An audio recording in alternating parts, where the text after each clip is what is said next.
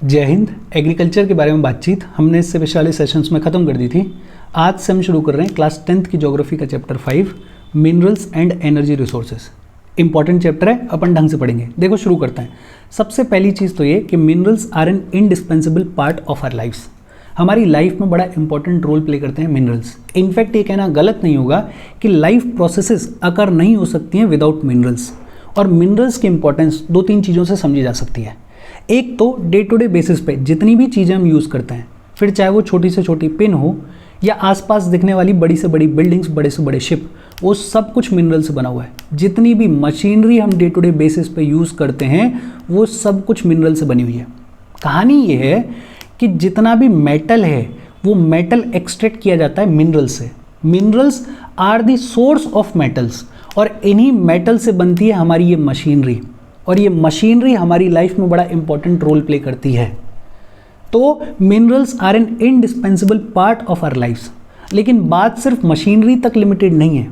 In fact जो खाना हम खाते हैं, the food that we eat also contains minerals. जो खाना हम खाते हैं उसमें भी मिनरल होता है। In fact life process can not occur without minerals. Life की प्रोसेसेस मिनरल्स के बिना अकर नहीं हो सकती हैं। बिकॉज हमारा जो न्यूट्रिएंट्स का टोटल इनटेक है उसमें से सिर्फ 0.3% मिनरल्स होते हैं। लेकिन ये सिर्फ 0.3% मिनरल्स बेहद इंपॉर्टेंट हैं बाकी के 99.7% फूड स्टफ को यूटिलाइज करने के लिए। अगर ये 0.3% मिनरल्स का इनटेक नहीं होगा तो बाकी का 99.7% फूड स्टफ हम यूटिलाइज नहीं कर सकते हैं। और इसका सबसे बढ़िया एग्जाम्पल है आयरन। किसी इंसान की बॉडी में अगर आयरन की कमी आ जाए तो लाइफ सर्वाइव करना डिफिकल्ट हो जाएगा। The life processes can not occur without minerals. मतलब दो हिस्से, एक तो आउटर वर्ल्ड में डे टू डे बेसिस पे जितनी भी चीज़ें हम यूज़ कर रहे हैं वो सब मिनरल से बनी हुई हैं, और दूसरा हमारे बॉडी के अंदर जितनी भी लाइफ प्रोसेसेस चल रही हैं वो बहुत हैवीली डिपेंडेंट हैं मिनरल्स के इनटेक के ऊपर। मिनरल्स की इंपॉर्टेंस दिखाने के लिए एक एग्जांपल और दिया गया है टूथपेस्ट का। ये जो डे टू डे बेसिस पे हम टूथपेस्ट यूज़ करते हैं इसमें भी मिनरल्स को यूज़ किया जाता है। फ्लोराइड यूज़ किया जाता है इसमें, जो कि कैविटी को रिड्यूस करता है। टूथपेस्ट में जो वाइट कलर आता है वो आता है टाइटेनियम ऑक्साइड की वजह से। टूथपेस्ट कुछ ऐसे होते हैं जिनमें स्पार्कल होता है, वो स्पार्कल आता है माइका की वजह से। ये एग्जाम्पल दिखाता है कि कितना हैवीली एम्बेडेड हैं, कितना इंपॉर्टेंट रोल प्ले करते हैं मिनरल्स हमारी डे टू डे लाइफ में। अब सवाल आता है कि मिनरल होता क्या है। बहुत सिंपल लैंग्वेज में अगर डिफाइन किया जाए तो mineral is a homogeneous naturally occurring substance. Homogeneous naturally occurring substance with a definable internal structure. अपने को ये नेचुरली अकरिंग सब्सटेंस समझ में आता है। होमोजीनियस का मतलब क्या होता है? देखो बड़ा सिंपल, कोई भी ऐसा सब्सटेंस जिसका फिजिकल और केमिकल कंपोजिशन यूनिफॉर्म हो वो होता है होमोजीनियस। कोई भी ऐसा सब्सटेंस जिसका यूनिफॉर्म केमिकल और फिजिकल कंपोजिशन हो वो होता है homogeneous. Mineral is a homogeneous naturally occurring substance with a definable internal structure. Internal structure अपने को समझ में आता है। डिफाइनेबल का मतलब क्या होता है? ऐसा सब्सटेंस जिसके एटम्स का अरेंजमेंट ऑर्डरली हो। मतलब अपन ये कह सकते हैं कि एक तो मिनरल्स की जो केमिकल और फिजिकल कंपोजिशन होती है वो यूनिफॉर्म होती है, दूसरा उनका जो एटम्स का अरेंजमेंट होता है वो ऑर्डरली होता है। ऐसे होमोजीनियस नेचुरली अकरिंग सब्सटेंस को जिसका डिफाइनेबल इंटरनल स्ट्रक्चर होता है उसको बुलाया जाता है मिनरल। और ये जितने भी मिनरल्स अकर होते हैं वो अलग अलग वेरिड फॉर्म्स में अकर होते हैं। प्रॉपर्टीज़ भी इनकी वेरी करती हैं। जैसे हार्डेस्ट मिनरल की अगर बात करें तो डायमंड है, लेकिन दूसरी तरफ सॉफ्टेस्ट मिनरल भी देखने को मिलता है जिसका नाम टाल्क है। तो ये भी याद रखो, हार्डेस्ट मिनरल कौन सा है? डायमंड है, और सॉफ्टेस्ट कौन सा है? टाल्क है। मिनरल होता क्या है? Homogeneous naturally occurring substance with a definable internal structure. अच्छा, हमने रॉक्स के बारे में पढ़ा हुआ है। और रॉक्स बेसिकली क्या हैं? रॉक्स बेसिकली मिनरल्स का कॉम्बिनेशन है। Rocks are combinations of homogeneous substances called minerals. ज़्यादातर जो रॉक्स हैं वो मिनरल्स का कॉम्बिनेशन है। कुछ ऐसे भी रॉक्स हैं जो कि सिंगल मिनरल से बने हुए होते हैं, जैसे लाइमस्टोन। लाइमस्टोन के मिनरल की अगर बात करें तो आपने सुना होगा एक कैल्साइट नाम का मिनरल होता है, एक आर्गनाइट नाम का भी मिनरल होता है। आर्गनाइट देख लेना, इसकी स्पेलिंग शायद मैं गलत लिख रहा हूँ। कैल्साइट और आर्गनाइट ये मिनरल से बना होता है लाइमस्टोन, CaCO3, ये तो अपन ने पढ़ा है। तो लाइमस्टोन वो रेयर रॉक है जो कि सिंगल मिनरल से बना हुआ है, लेकिन ज़्यादातर जो रॉक्स होते हैं वो बने होते हैं मिनरल्स के कॉम्बिनेशन से। आज की डेट में हमें लगभग 2000 से ज़्यादा मिनरल्स के बारे में पता है, लेकिन ये सारे मिनरल्स अबंडेंस में अकर नहीं होते हैं। कुछ ही मिनरल्स हैं जो कि अबंडेंस में अकर होते हैं, जो कि ज़्यादा मात्रा में मिलते हैं। अच्छा, रॉक तो बना हुआ है कॉम्बिनेशन ऑफ मिनरल्स से, और ये जो मिनरल्स हैं ये बने हुए हैं कॉम्बिनेशन ऑफ एलिमेंट्स से। अब सवाल ये भी आता है कि एलिमेंट क्या होता है। अगर आपने थोड़ा बहुत भी केमिस्ट्री पढ़ी होगी तो एलिमेंट बेसिकली ऐसा सब्सटेंस होता है जिसको फर्दर ब्रेक डाउन नहीं किया जा सकता, ऐसा substance that can not be broken down into any other substance, उसको बुलाया जाता है एलिमेंट। रॉक बना होता है कई सारे मिनरल्स के कॉम्बिनेशन के साथ से, और मिनरल बना होता है कॉम्बिनेशन ऑफ एलिमेंट से, और यही एलिमेंट्स डिफाइन करते हैं कि किसी मिनरल की फिजिकल प्रॉपर्टीज़ क्या होंगी, उसकी केमिकल प्रॉपर्टीज़ क्या होंगी। जैसे उसका कलर क्या होगा, उसकी हार्डनेस क्या होगी, उसकी क्रिस्टल फॉर्म क्या होगी। अगर सिंपल लैंग्वेज में बोला जाए तो ये जो कॉम्बिनेशन ऑफ एलिमेंट्स है ये डिफाइन करता है कि किसी भी मिनरल का क्या फिजिकल प्रॉपर्टीज़ होने वाली हैं, किसी भी मिनरल की क्या केमिकल प्रॉपर्टीज़ होने वाली हैं। देखो बड़ा सिंपल, अभी तक अपन ने बात क्या की। एक तो अपन ने ये देखा कि minerals are an indispensable part of our lifes. Day to day basis पे जितनी भी मशीनरी हम यूज़ करते हैं वो बनी हुई है मिनरल से। और दूसरा, जो हम फूड इनटेक करते हैं उसमें भी मिनरल्स का इनटेक बेहद इंपॉर्टेंट है बाकी के 99.7% फूड स्टफ को यूटिलाइज करने के लिए। फिर हमने बात की what is a mineral. A mineral is a homogeneous naturally occurring substance with a definable internal structure. ये जो रॉक्स हैं ये बने हुए होते हैं कॉम्बिनेशन ऑफ मिनरल्स के साथ में, और ये जो मिनरल्स हैं ये बने होते हैं कॉम्बिनेशन ऑफ एलिमेंट्स के साथ में।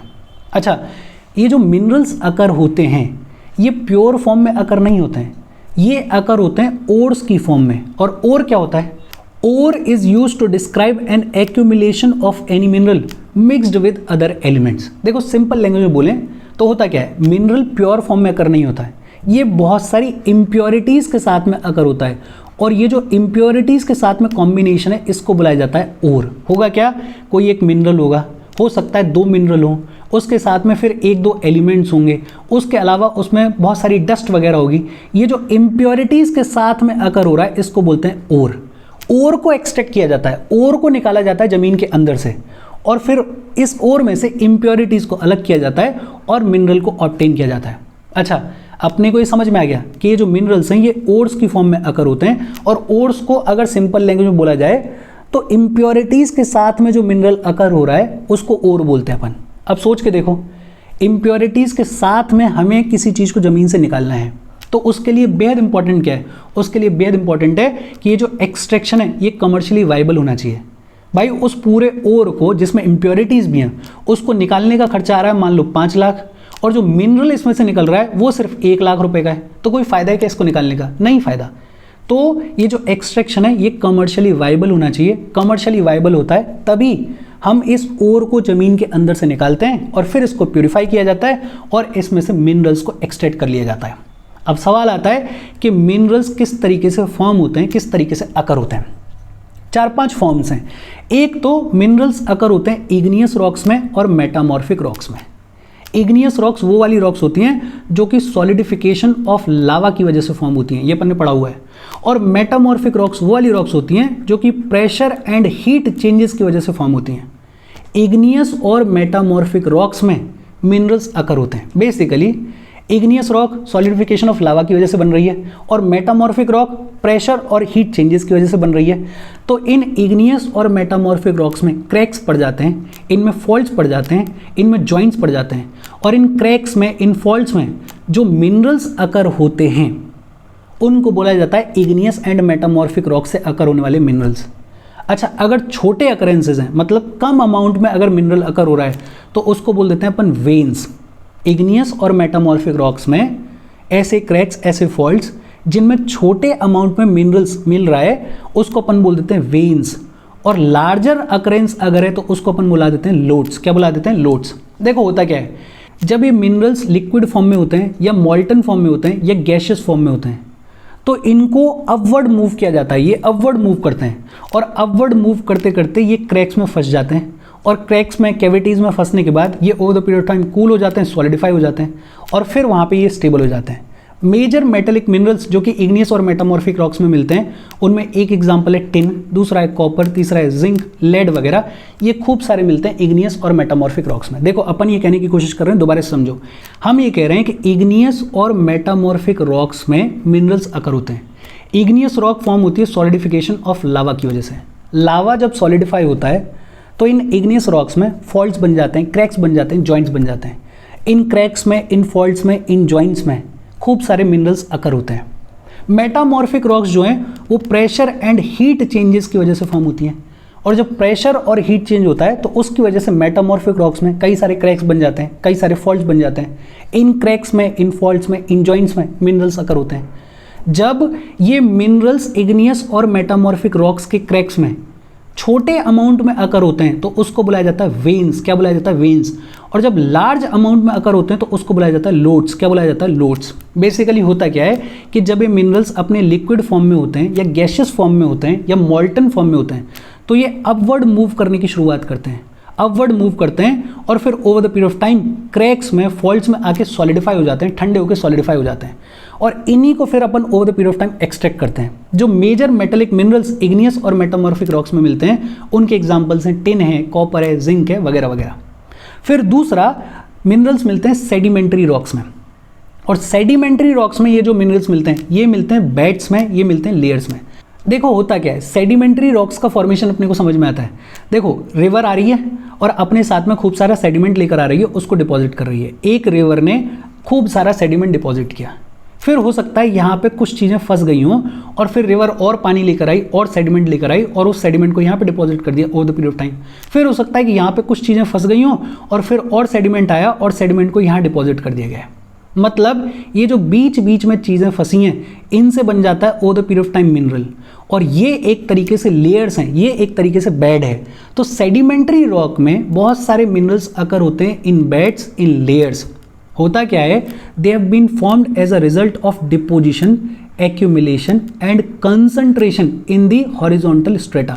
ये जो हॉरिजॉन्टल लेयर है इसके ऊपर over the period of time चीज़ें डिपॉजिट हो रही हैं, एक्यूमुलेट हो रही हैं, कॉन्सेंट्रेट हो रही हैं और ये कॉन्सेंट्रेशन की वजह से ये चीज़ें फंस गई हैं और फिर over the period of time processes होती हैं और ये कन्वर्ट हो जाती हैं मिनरल्स में। जैसे कोल है, कोल सेडिमेंट्री रॉक्स में अकर होता है और बड़ा सिंपल है। ऐसे ही कोई सेडिमेंट था, उसके ऊपर बहुत सारे पेड़ पौधे, बहुत सारे लिविंग बींग्स वो दब गए, फिर कोई ऊपर से सेडिमेंट आ गया तो ये जो बीच में चीज़ें दबी ये over the period of time coal में कन्वर्ट हो गई। अब उस कोल को हम एक्सट्रैक्ट करते हैं। इनफैक्ट कुछ और भी सेडिमेंट्री मिनरल्स हैं जैसे जिप्सम है, पोटैश सॉल्ट है, जैसे सोडियम सॉल्ट है, ये मिलते हैं एरिड रीजन्स में। एरिड रीजन में जब इवेपोरेशन होता है तो उस इवेपोरेशन की वजह से कुछ चेंजेस आते हैं और जिप्सम फॉर्म हो जाता है, पोटैश सॉल्ट फॉर्म हो जाता है, सोडियम सॉल्ट फॉर्म हो जाता है। अपन ने दो चीज़ें पढ़ी, एक तो ये पढ़ा कि इग्नियस और मेटामॉर्फिक रॉक्स में तो क्रैक्स होते हैं और उन क्रैक्स में खूब सारे मिनरल्स मिलते हैं। छोटे अकरेंसेस को अपन बोलते हैं वेन्स और बड़े अकरेंसेस को अपन बोलते हैं लोड्स। फिर दूसरा अपन ने पढ़ा कि सेडिमेंट्री रॉक्स में मिनरल्स अकर होते हैं और सेडिमेंट्री रॉक्स में मिनरल्स अकर्स होते हैं बेड्स में या फिर लेयर्स में। Basically over the period of time deposition, accumulation और कॉन्सेंट्रेशन हो जाता है हॉरिजॉन्टल स्ट्रेटा में और ये जो चीज़ें हैं ये over the period of time mineral में कन्वर्ट हो जाती हैं और इसी को अपन बोल देते हैं कि सेडिमेंट्री रॉक्स में मिनरल्स अकर हो रहे हैं जिनको अपन एक्सप्लॉइट करते हैं, जिनको अपन एक्सट्रैक्ट करते हैं। फिर इसके बाद एक तीसरा तरीका है residual mass of weathered material. देखो मान लेते हैं कि ये कोई लंबा चौड़ा रॉक है या कोई मटेरियल है। अब इसमें कुछ हिस्सा मिनरल है, बाकी ऊपर डस्ट वगैरह है, बाकी ऊपर और बहुत सारी इम्प्योरिटीज़ हैं। अब over the period of time मान लेते हैं कि यहाँ पे हवा चल रही है बहुत तेज़ तेज़। इस हवा की वजह से ये जितना भी हिस्सा है इसकी वेदरिंग हो गई, ये टूट गया, ये गिर गया, टुकड़ों में डिवाइड हो गया। अब बच गया ये जो अंदर वाला हिस्सा है, सिर्फ ये जो अंदर वाला हिस्सा ये क्या है, मिनरल है। इसको हम एक्सट्रैक्ट कर लेते हैं, इसको हम यूज कर लेते हैं। वही लिखा हुआ है another mode of formation involves the decomposition of the surface rock and the removal of the soluble constituents leaving the residual mass of weathered material containing pores. अपन जो कह रहे हैं वही बात है कि ये लंबा चौड़ा रॉक था कोई, इस रॉक में अंदर कोई और था, इसके आसपास की जितनी भी चीज़ें हैं वो वेदर हो गई, वो टूट गई, वो हट गई। अंदर जो रेजिडुअल मास बचा हुआ है उसमें मिनरल है, उसको अपने को ऑब्टेन करना है, उसको अपने को एक्सट्रैक्ट करना है। बॉक्साइट इसी तरीके से ऑब्टेन किया जाता है। एक तरीका क्या है, और मैं बार बार इसलिए बोल रहा हूँ ताकि आपको समझ में आए, एक तरीका क्या है, इग्नियस और मेटामॉर्फिक रॉक्स में, क्रैक्स में, फॉल्ट्स में खूब सारे मिनरल्स मिलते हैं। दूसरा तरीका क्या है, सेडिमेंट्री रॉक्स में, बेड्स में, लेयर्स में खूब सारे मिनरल्स मिलते हैं। तीसरा तरीका क्या है कि मटेरियल की वेदरिंग हो गई है और जो बचा कुचा रेजिडुअल मास है उससे ओर को, उससे मिनरल को एक्सट्रैक्ट किया जाएगा। तीसरा, कुछ मिनरल्स ऐसे हैं जो कि वैली फ्लोर पे जो सैंड होती है उसमें एल्यूवियल डिपॉजिट्स के फॉर्म में अकर होते हैं, हिल के बेस पे अकर होते हैं, इनको बुलाया जाता है प्लेसर डिपॉजिट। क्या बुलाया जाता है? प्लेसर डिपॉजिट। देखो होता क्या है, मान लेते हैं कि ये कोई वैली है और यहाँ पे कोई ओर है जिसमें कुछ मिनरल है। अब over the period of time, because of weathering, because of various factors, ये जो ओर है इसमें से छोटे छोटे टुकड़े टूटेंगे, ग्रेविटी की वजह से ये टुकड़े नीचे आने लग जाएंगे और यहाँ पे डिपॉजिट हो जाएंगे। मतलब यहाँ पे जो ओर है, यहाँ पे जो मिनरल है वो डिपॉजिट हो गया है। ये जो मिनरल का डिपॉजिट है इसको बुलाया जाता है प्लेसर डिपॉजिट। इसको क्या बुलाया जाता है? प्लेसर डिपॉजिट। और इस प्लेसर डिपॉजिट को भी हम एक्सट्रैक्ट करते हैं, हम इकट्ठा करते हैं और इसमें से फिर मिनरल्स को एक्सट्रैक्ट करते हैं। जैसे गोल्ड है, जैसे सिल्वर है, जैसे टिन है, जैसे प्लेटिनियम है, ये सब प्लेसर डिपॉजिट्स हैं। और इसके अलावा फाइनली ओशन के फ्लोर पे बहुत सारे मिनरल्स देखने को मिलते हैं। अंडर वाटर ओशन के फ्लोर पे बहुत सारे मिनरल्स देखने को मिलते हैं, जैसे कॉमन सॉल्ट है, जैसे मैग्नीशियम है, जैसे ब्रोमाइन है। इनको ओशन के बेड से एक्सट्रैक्ट किया जाता है। बहुत सारा मैग्नीज नोड्यूल्स जो हैं वो ओशन के बेड पे, ओशन के फ्लोर पे मिलते हैं। 5 तरीके हैं, एक बार और देख लेते हैं अपन, बिकॉज मैं नहीं चाहता हूं कि आप इनको भूलो। मिनरल्स जनरली इन 5 फॉर्म्स में अकर होते हैं। एक तो इग्नियस रॉक्स में और मेटामॉर्फिक रॉक्स में, और इग्नियस रॉक्स में, मेटामॉर्फिक रॉक्स में मिनरल्स अकर होते हैं क्रैक्स में, फॉल्ट्स में और जॉइंट्स में। दूसरा, मिनरल्स अकर होते हैं सेडिमेंट्री रॉक्स में, और सेडिमेंट्री रॉक्स में मिनरल्स अकर होते हैं बेड्स में या फिर लेयर्स में। तीसरा, मिनरल्स अकर होते हैं as residual mass of the weathered material, मतलब जो मटेरियल है उसकी वेदरिंग हो गई है और जो बचा कुचा रेजिडुअल मास है, वो रेजिडुअल मास जो है उसमें ओर है, उसमें मिनरल है जिसको अपने को एक्सट्रैक्ट करना है। चौथा, अपन बात कर रहे हैं प्लेसर डिपॉजिट्स के बारे में। प्लेसर डिपॉजिट्स का मतलब कि वैली के ऊपर कोई ओर है, लेकिन over the period of time because of weathering agents ये जो ओर है ये टूटा है और ग्रेविटी की वजह से टूट टूट के नीचे इकट्ठा हो गया है। ये जो नीचे इकट्ठा हुआ ओर, ये जो नीचे इकट्ठा हुआ मिनरल, इसको बुलाया जाता है प्लेसर डिपॉजिट। इसको भी अपन एक्सट्रैक्ट करते हैं, इसको भी अपन ऑब्टेन करते हैं। और 5वां, ओशन के फ्लोर पे बड़े सारे मिनरल्स देखने को मिलते हैं जिनको अपन एक्सट्रैक्ट करते हैं अलग अलग तरीकों से। अच्छा, इधर एक टेबल दे रखी है जिसमें क्लासिफिकेशन ऑफ मिनरल्स की बात की गई है। देखो, एक तो होते हैं मेटेलिक मिनरल्स, दूसरे होते हैं नॉन मेटेलिक मिनरल्स और तीसरे होते हैं एनर्जी मिनरल्स। एनर्जी मिनरल्स की अगर बात करें तो कोल है, पेट्रोलियम है, नेचुरल गैस है, ये एनर्जी मिनरल्स हैं। नॉन मेटेलिक मिनरल्स की बात करें तो माइका है, सॉल्ट है, पोटैश है, सल्फर है, वगैरह वगैरह, ये नॉन मेटेलिक मिनरल्स हैं। और मेटेलिक मिनरल्स के 3 क्लासिफिकेशन हैं। एक होते हैं फेरस मिनरल्स, ऐसे मिनरल्स जिनमें आयरन होता है, जैसे आयरन ओर, मैग्नीज, निकल, कोबाल्ट। दूसरे होते हैं नॉन फेरस मिनरल्स जिनमें आयरन नहीं होता है, जैसे कॉपर है, लेड है, टिन है, बॉक्साइट है। और तीसरे होते हैं प्रेशियस मिनरल्स, जैसे गोल्ड है, सिल्वर है, प्लेटिनम है। तो क्लासिफिकेशन ऑफ मिनरल्स की अगर बात करें तो एक होते हैं मेटेलिक मिनरल्स, मेटेलिक मिनरल्स में एक होते हैं फेरस मिनरल्स, दूसरे होते हैं नॉन फेरस मिनरल्स और तीसरे होते हैं प्रेशियस मिनरल्स। मेटेलिक मिनरल्स के अलावा दूसरे होते हैं नॉन मेटेलिक मिनरल्स और तीसरे होते हैं एनर्जी मिनरल्स। ये बड़ी सिंपल सी बातचीत है। अपने को ये जो forms of occurrence of mineral है वो समझ में आ गया हुआ। इंटरेस्टिंग फैक्ट दिया हुआ है। देखो, मेघालय में और नॉर्थ ईस्ट में माइनिंग करने के लिए एक प्रैक्टिस चलती है जिसको बुलाया जाता है रेट होल माइनिंग। आपने यूट्यूब वगैरह पे वीडियो देखी होगी। होता ये है कि ये लोग क्या करेंगे, माउंटेन में एक रेट के बराबर का होल बनाएंगे, मतलब सिर्फ इतना होल बनाएंगे, इतना टनल बनाएंगे जिसमें से सिर्फ एक इंसान घुस सके और बाहर निकल सके, और बड़ी लंबी लंबी टनल बना लेते हैं। और फिर ये लोग इस टनल के थ्रू इस माउंटेन के अंदर जाएंगे उस मिनरल को एक्सट्रैक्ट करने के लिए। सोचो ये कितना रिस्की है, बिकॉज माउंटेन्स स्टेबल तो होते नहीं हैं, उनमें तो कभी भी लैंडस्लाइड आ सकती है, कभी भी कुछ भी गड़बड़ हो सकती है।